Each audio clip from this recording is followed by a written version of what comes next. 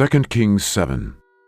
Then Elisha said, Hear ye the word of the Lord. Thus saith the Lord, Tomorrow about this time shall a measure of fine flour be sold for a shekel, and 2 measures of barley for a shekel, in the gate of Samaria.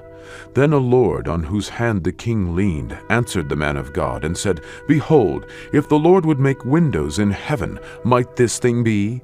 And he said, Behold, thou shalt see it with thine eyes, but shalt not eat thereof.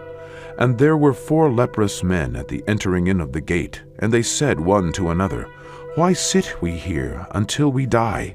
If we say, We will enter into the city, then the famine is in the city, and we shall die there. And if we sit still here, we die also. Now therefore, come, and let us fall unto the host of the Syrians. If they save us alive, we shall live, and if they kill us, we shall but die.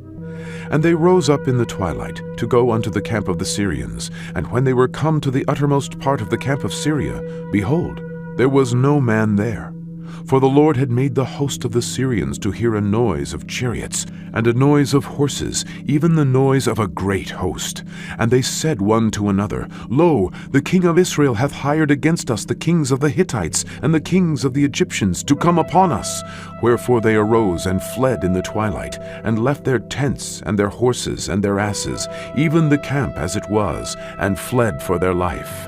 And when these lepers came to the uttermost part of the camp, they went into one tent, and did eat and drink, and carried thence silver and gold and raiment, and went and hid it, and came again, and entered into another tent, and carried thence also, and went and hid it.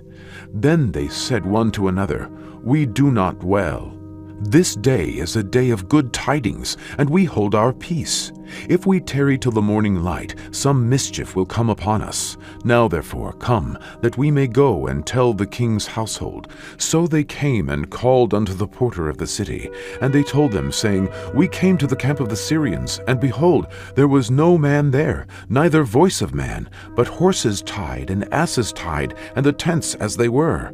And he called the porters, and they told it to the king's house within. And the king arose in the night, and said unto his servants, I will now show you what the Syrians have done to us.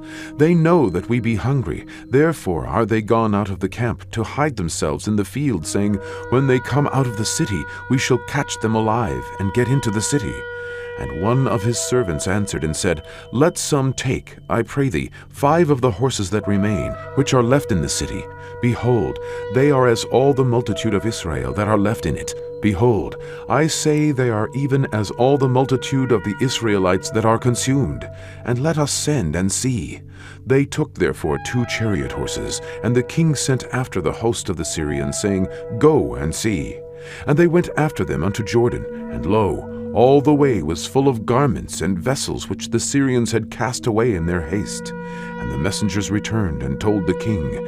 And the people went out and spoiled the tents of the Syrians. So a measure of fine flour was sold for a shekel, and 2 measures of barley for a shekel, according to the word of the Lord. And the king appointed the Lord on whose hand he leaned to have the charge of the gate.